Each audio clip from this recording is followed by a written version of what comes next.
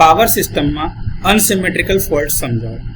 તો કે 3 ફેઝમાં ફોલ્ટ કરંટનું મૂલ્ય એક સમાન રહેતું નથી અને અનસિમેટ્રિકલ પ્રકારના ફોલ્ટમાં ફેઝ ડિસ્પ્લેસમેન્ટ પણ જે 120 ડિગ્રી હોવા જોઈએ બેલેન્સ કન્ડિશનના એ પણ સમાન રહેતા નથી. તેથી અનસિમેટ્રિકલ ફોલ્ટને અસંતુલિત ફોલ્ટ તરીકે પણ ઓળખવામાં આવે છે.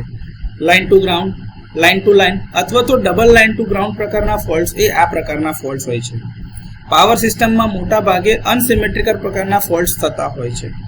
વીજળી પડવી, સાધનોના ઇન્સ્યુલેશનમાં નિષ્ફળતા, ઝાડની ડાળીઓ અથવા પ્રાણીઓ સાથેના કોઈ પણ પ્રકારના સંપર્ક, કેબલ અથવા તો ઓવરહેડ લાઇનને મિકેનિકલ ડેમેજ થવું, સ્વિચિંગ સર્જ વગેરે પાવર સિસ્ટમમાં આ પ્રકારની ખામીઓના કારણો છે.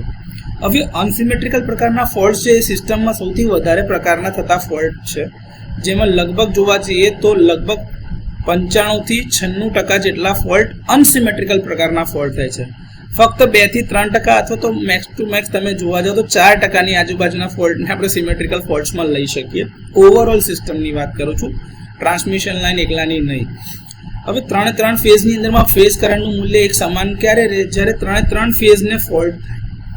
હવે જ્યારે લાઇન ટુ ગ્રાઉન્ડ ફોલ્ટ થાય એટલે કે કાં તો RG, YG કાં તો BG ફોલ્ટ થતો હોય, કાં તો RY, YB, RB ફોલ્ટ થતા હોય અથવા તો RYG, RBG, YBG પ્રકારના ફોલ્ટ થતા હોય તો એ કેસની અંદરમાં કોઈ બી એક અથવા તો 2 ફેઝ જે છે એ હેલ્ધી રહી જાય છે, જેમાં કોઈ તકલીફ હોતી નથી અને એના કારણે જ ફોલ્ટ કરંટનું મૂલ્ય એક સમાન રહેતું નથી.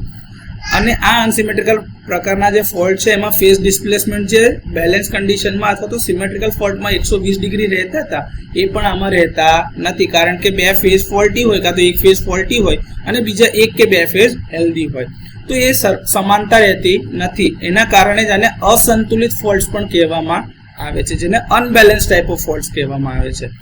આના પર્સન્ટેજ ખૂબ જ વધારે છે, પરંતુ જ્યારે બી કોઈ બી વસ્તુનું ડિઝાઇન થાય ત્યારે સિમેટ્રિકલ ફોલ્ટ એનાલિસિસને ધ્યાન પર લેવામાં આવે છે. તો પાવર સિસ્ટમમાં અનસિમેટ્રિકલ ફોલ્ટ સમજાવવાનું કે તો તમે આ રીતે એને સમજાવી શકો.